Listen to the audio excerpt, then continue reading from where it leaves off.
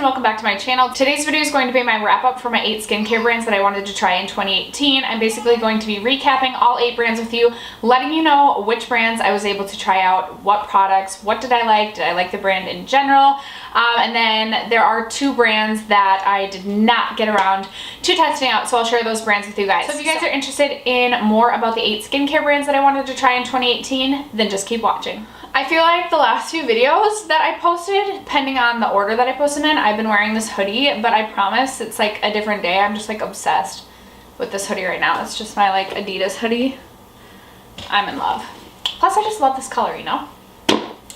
Alright you guys, so brand number 1 was Kate Somerville, and when I originally made this list, I was unsure if I would actually get to testing Kate Somerville or not, and the main reason for that is just because Kate Somerville is freaking expensive. I had made it to May without purchasing anything from Kate Somerville. I did get one of her Wrinkle Warrior like moisturizing cream things as like a 100-point perk or a sample, and I did really like it, but I only got like 5 uses out of it. And then for my birthday, my sister ended up getting me a deluxe sample size of the Exfoliate, which I ended up falling in love with. Like, I was obsessed with it. It was so good. So during this past Sephora VIB sale, I did decide to pick up this set from Kate Somerville. I have yet to open it because I'm trying to get through some of my other skincare before I dive into more. I've been trying to like be a little bit better about that. But this is the Face the Glow set by Kate Somerville, and it comes with her Glow Moisturizer, her Exfoliate Cleanser, and then the Exfoliate Intensive, which is the exfoliant that I've tried and really like. I did pick this up for $65 and then add a discount. I know on the Kate Somerville website, if you order from the website rather than like Sephora, you usually can get some sort of discount for like applying to their emails, and then they always have some really good like deals going on, like spend this much and get like some like deluxe size samples as well. So in the future, I probably will just order straight off the Kate Somerville website, but I gotta say, you guys, the Exfoliate Intensive Treatment is one that I always want to keep in my skincare collection. It is a very intense exfoliant. I only use it once a week, but it makes such a difference in the texture of my skin and my overall skin tone. It makes my skin look less dull. It leaves my skin so much softer, and I just really like it. You basically just rub it on your face for 2 minutes and then wash it off. It definitely has a pretty good grittiness to it, but I think it's like the actual mask that really like not burns the skin but stings. So if you have really sensitive skin, I don't necessarily know that this would be the treatment for you, but if you have like not sensitive or like mid-range sensitive skin, I feel like this would be okay with you. I have yet to try the Glow Moisturizer, but I've heard really good things and I'm really excited to try this. And then I also have yet to try, sorry, I have my toddler in the room and she's eating chips. Story of my life, hashtag mom life. I also have yet to try the Kate Somerville Exfoliate Cleanser. I have other cleansers going right now and I just want to wait on that, but I was able to give Kate Somerville a try this year, and I'm really happy that I did because I've been really happy with every single product, which is really just 2 at this point. But both products I've tried from Kate Somerville I really like, so would definitely recommend checking out Kate Somerville. Again, I know super expensive, but you gotta invest in your skincare because that is the base or the foundation for basically the rest of your makeup. Next up, we had Youth to the People, and I'm really happy that I tried Youth to the People. The first product I tried from them was their Kale Green Tea Spinach Vitamin Cleanser. This is my 2nd bottle of this. I purchased this originally, I believe, in April. This is my go-to morning cleanser. I don't use any other cleanser in the morning. It's always this one. I love it. It's super gentle. It has a very light scent to it, so it's just, oh, it's such a good cleanser. Also this year, I tried a little mini sample size of their Adaptogen Deep Moisture Cream, which I really liked. I thought about picking up the full size of this during the Sephora VIB sale, the last one, but I did pick up a couple other moisturizers instead, so I was trying to like cut back my total, but I really did enjoy that, and I do plan to pick that up in the future. And then I also tried their Kale Spinach and Green Tea Hyaluronic Acid. Again, just a mini sample size of this. For me, this was just like a subpar product. I didn't feel like it made a huge difference. I didn't feel like it made my skin feel like extra moisturized or anything like that, so that would be a skip for me as far as purchasing the full size. But literally found my go-to like ride or die morning cleanser from this, and so I'm so happy that I tried Youth to the People. If you guys haven't tried anything from them, I would highly recommend. All right, you guys, next on the list was Tula, and at my last check-in, I had tried 2 products by Tula. One was their Kefir Cleansing Oil, which I went through 2 bottles of this year, and then I had also tried the Tula Kefir Moisture Repair Press Serum, and I'm on my second jar of this.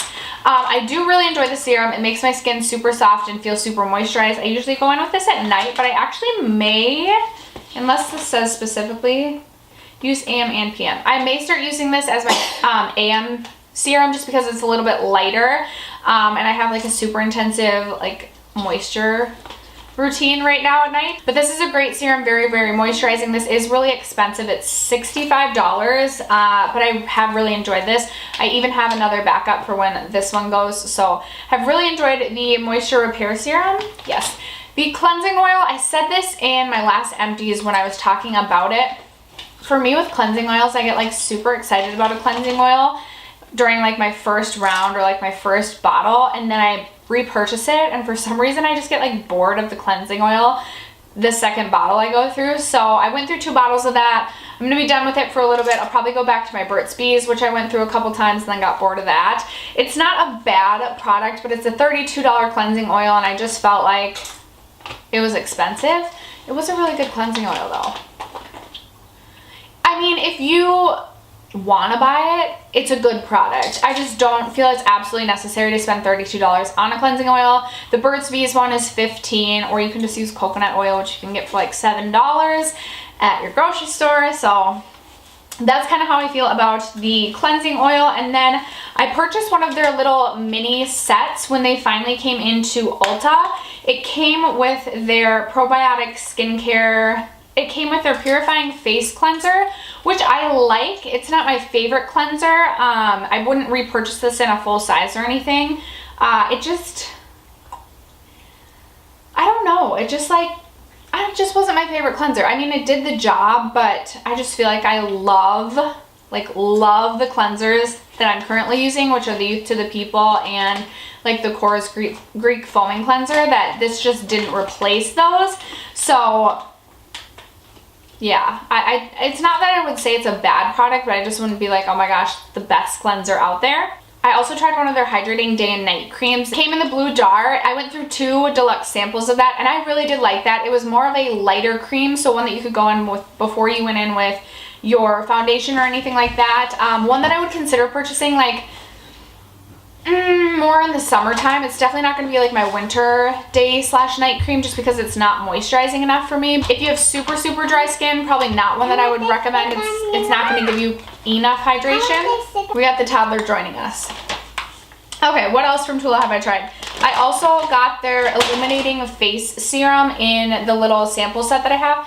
I haven't used this enough to like really notice a difference or form an opinion. This for me is just like, could take it or leave it. It's not a bad product, but I really don't feel like it does anything for me. I don't know what the full size of this costs, but I probably wouldn't recommend it for I think it's like, it might be like $52. So probably wouldn't recommend it for that. And then the last product that I've tried from them is this Pro Glycolic 10% pH resurfacing gel. I use this as a morning toner, which is actually like how you're directed to use it. And for me, again, this is just something that I haven't noticed a huge difference with my skin, so kind of like would take it or leave it. I don't feel like I would go out and purchase this for like full price. But again, if you could get this in a set, like, it's just kind of a take it or leave it type of product. I do know Tula just recently came out with, I believe, a resurfacing mask that comes in a pink jar that I do really want to try, but have not tried it yet. But I did get to try quite a bit from Tula this year. I think my most favorite standout product by them would be the pressed serum. I thought that was really, really good.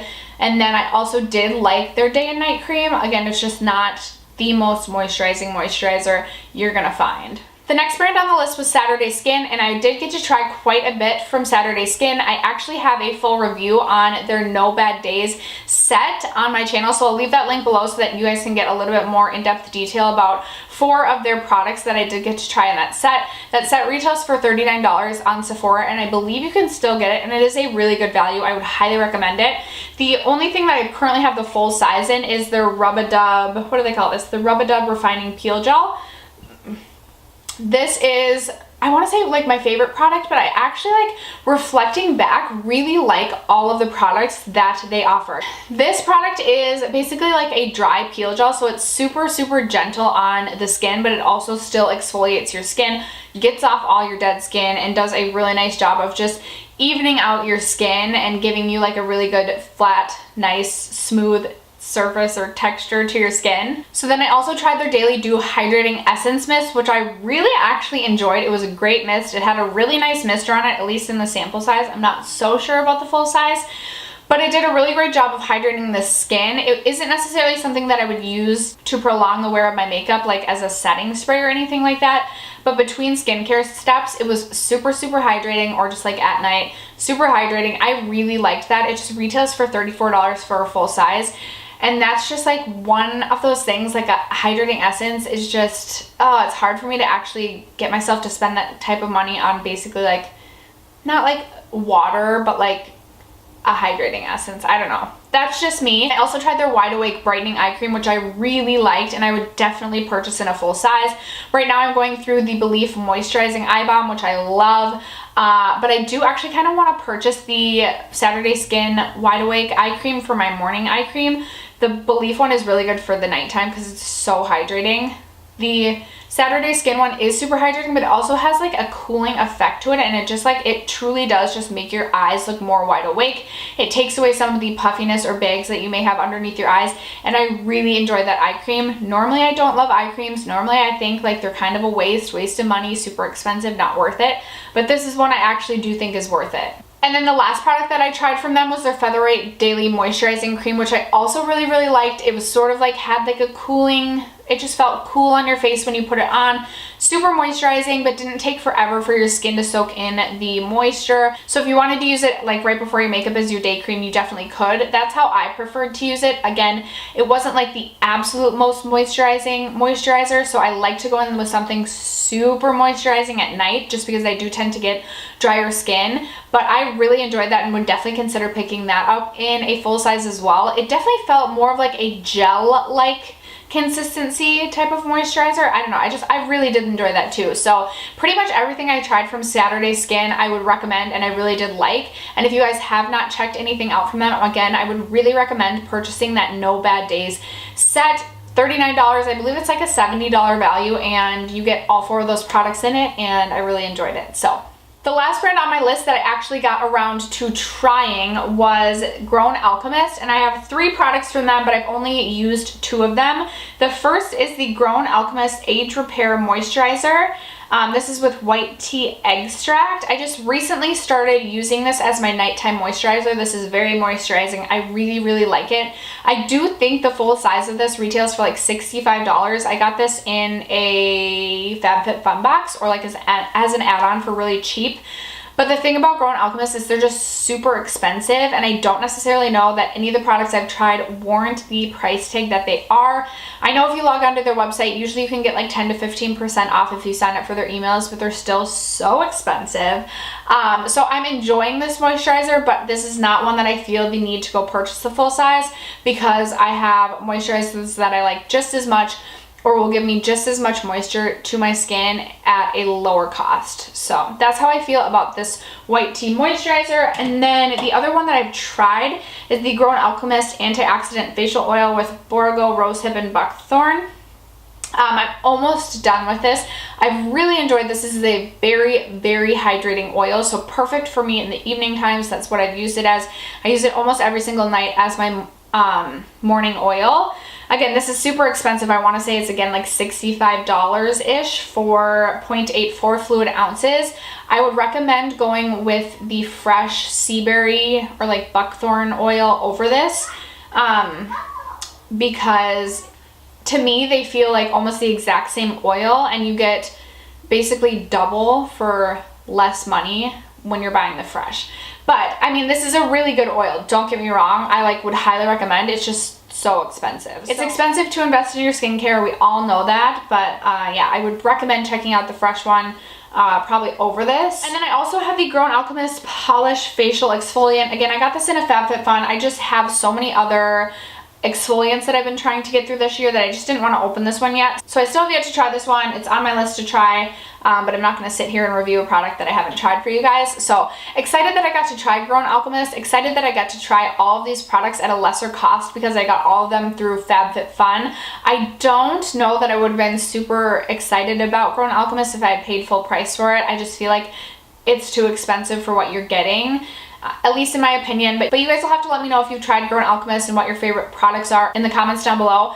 And for any of the other brands that I mentioned, let me know if you've tried anything from any of these brands and what you like, recommend, suggest. All right, you guys, I had 3 other brands. 2 of them I didn't try. Well, 3 of them I didn't try, but I have 1 product from them. So I actually haven't tried 3 of the brands. This one is Boscia. I actually have never tried anything from Boscia. I really want to try their like cleansing jelly ball, but I still have yet to pick that up. I just recently picked up their Boscia I'm Peeling Myself Luminizing Pink Mask.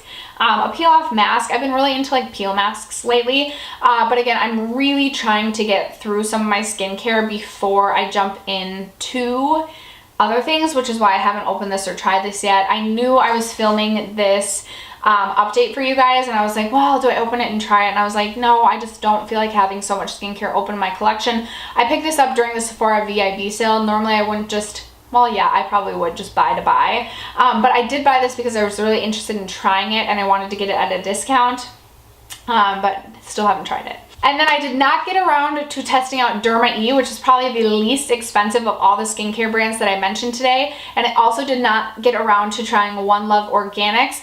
After looking again, One Love Organics just doesn't really interest me that much. I didn't see that many products that really intrigued me enough to make me want to buy, and I felt like I would have just been buying to buy.